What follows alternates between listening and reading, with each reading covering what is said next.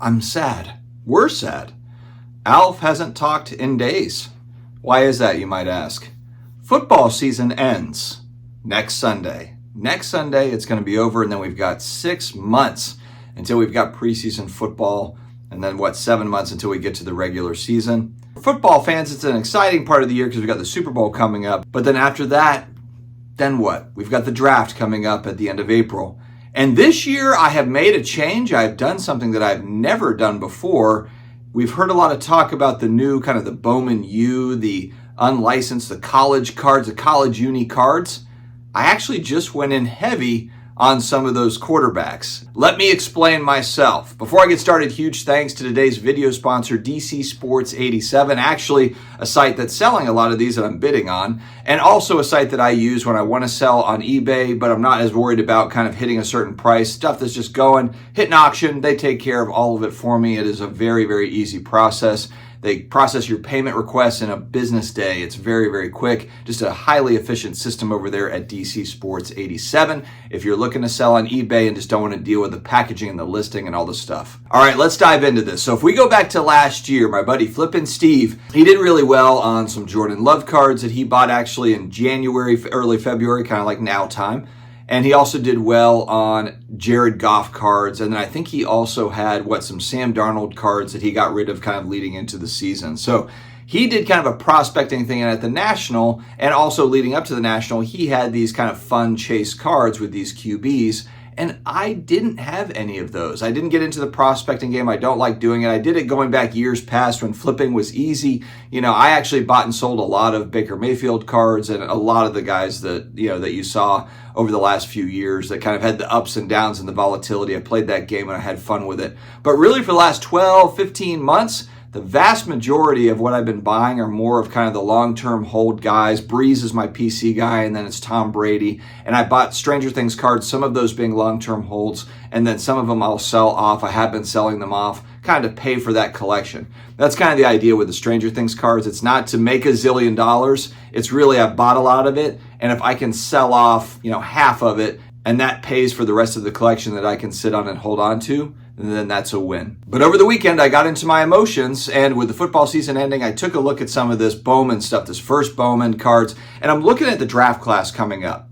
I haven't been heavily watching a lot of college football, but I do pay attention to kind of who are the hot players coming in, and you've probably got 4 or 5 quarterbacks, and a couple of them might be a reach that'll go in the first round of this year's NFL draft. You've got teams that are vying. Every year there's teams that are vying for quarterbacks because they are the most valuable resource. If they hit, like a Patrick Mahomes, of course, but then also for trade bait, for other things. If you have 2 great quarterbacks on your team, a lot of times you can trade one of them and get some good draft capital. You can get good players in return for it. So QBs are always high on the list for teams. So really, if we're looking at this year, and I might miss 1 or 2, but the main focus, Caleb Williams, Drake May, Michael Penix Jr., Bo Nix, and McCarthy out of Michigan, who just won a title. And I know there's probably some other guys that I'm not mentioning. There might be even more under the radar guys that people are picking up and doing the same thing as me. My thought here is that I want auto cards. So I wasn't buying kind of the regular refractors that are in those first Bowman U type stuff, or even the Leaf products. I want autograph cards. And the main reason I want them is because given the whole Panini Fanatics craziness, when are we going to have pro uni autos for these folks? Or when are we even going to have any product coming out? And even for the more recent kind of the Tops Now and stuff, all that came out for like a CJ Stroud earlier in the season. It all came out kind of as the season had already started. And so to me, I'm looking at this as it's early February right now. We have until the end of April where the draft occurs, obviously. So from Super Bowl time until then, you've got now, we got scouting combine. We've got all the hype that's going to come up. Is Caleb Williams not going to sign with the Bears? I didn't buy Caleb Williams cards because, frankly, I just don't like his attitude. I don't like the fact that he's like, I'm not going to play for the Bears. And I know Eli Manning did kind of this with the San Diego Chargers at the time. San Diego ended up going to the Giants, and it worked out well for him. So I know that Caleb Williams is not the first one to do this. But then also, I think he had asked for, he wants to have a piece of the team, equity in the team that drafts him. And I get it, man. You're trying to, maximize, your earning potential. I totally understand all that. So I don't fault a great athlete for trying to get as much as they possibly can. But the guy hasn't even gotten into the league yet, hasn't even been drafted yet. He's already making kind of these huge asks. And so I don't know. The Caleb Williams, probably a huge talent, probably will be a good NFL quarterback, but just his attitude turned me off. And frankly, also there's already hype around Caleb Williams. His prices are a little bit elevated.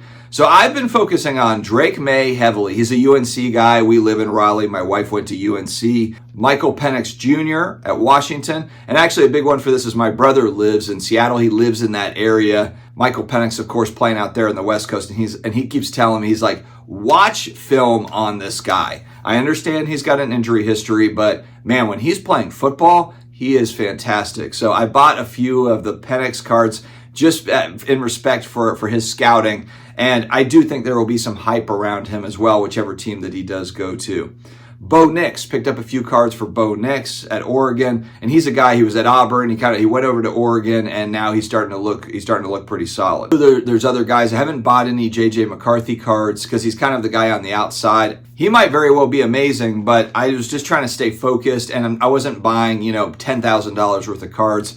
I probably spent $1,500, maybe $2,000 is kind of my goal here, but this is a 100% a short-term play. I might even sell these before the draft at the end of April, maybe even at the end of March, kind of leading in depending on how the hype is and what's going on with the card prices in about 40 days. But these are also cards too that I wouldn't mind kind of holding to get to the National and just see. I also do think there's a lot of kind of speculators, prospectors that maybe want to buy into quarterbacks like they do every year, but it's really tough to pick which NFL quarterback that's already in the NFL is going to break out next year, or which one is going to be, a comeback player, or which one is going to get a chance to start. Maybe they're second stringer now, someone gets injured, or they beat somebody out in training camp. There's so many moving parts, and frankly, there's a lot of really solid QBs in the NFL to where I almost feel like it's just rolling the dice. I've been saying this over the last couple of years. I did pick up a few Baker Mayfield cards because his stuff has come way, way down in price since, going back in time a little bit. Plus, I just like Baker. I know he plays for the Bucs, so it kind of kills me to pick up some of his. But I like Baker Mayfield, always have. And so I picked up a few of his cards. And I even bought a Justin Fields card. Flippin' Steve talked me into Justin Fields. I have one Justin Fields card. But the idea is as I go to the National, I'd like to have a few of these kind of like these spec cards that everybody's looking for, as opposed to just kind of Hall of Fame vet, type stuff where it's like, okay, that's cool, but that's more of a long-term hold. I wanted to buy into some kind of short-term, exciting flip style cards. And again, these are not cards I would carry into the season unless I'm just kind of playing with house money where I've sold off all of them and I've got maybe a few left and I want to bring them over to the National. A big part of this play is the CJ Stroud effect that happened last season. A lot of his stuff, this sort of thing, was inexpensive last summer. People were buying more of the Bryce Young stuff. The CJ Stroud stuff kind of sat there, and then of course it shot up when Stroud was playing really, really well. And so my thought is that this carries over to this season. People are thinking, who is the next CJ Stroud breakout guy out of these 4 or 5 QBs? And maybe it's Drake May. Maybe it's Penix, and I've got a few of these cards. I might still kind of add these as there's an auction that looks good over the next couple of months. We'll see. But again, it's the lack of available cards that are available. If someone wants an auto card for Penix or they want an auto card for Drake May, you're not going to have those sorts of cards coming out very quickly. It might be halfway through the season when they actually do come out. Or this could backfire to where they find a way to get cards out sooner than this. Hey, maybe tomorrow Fanatics buys Panini or something and this whole thing gets worked out to where they've got their full NFL cards, and maybe this is a very quick play, next 30 to 45 day play, and that's about it. So I don't know. Let me know your thoughts on this. I know that this is kind of more risky than the usual things, but this is more of a fun, short-term thing. Keep in mind, this is not me buying these cards because I want to hold them for 5 years, 10 years, 20 years. This is more of kind of I'm playing a little bit of the ebb and flow, the wave, kind of riding the wave and seeing what happens. And again, a lot of like the Drake May autographs, these are $100. I know when they first came out, they were $40, $50, $60. And so somebody is probably doubling their money. I'm okay with that. My thought is I think that there's a little bit more upside potential with the kind of the hype train that I believe will come as we head into draft time, kind of leading up to draft, kind of as we get to March, as we get into early April. But we will have to see, my friends. Let me know your thoughts in the comments below. Stay healthy, stay awesome, and I will talk to you again later.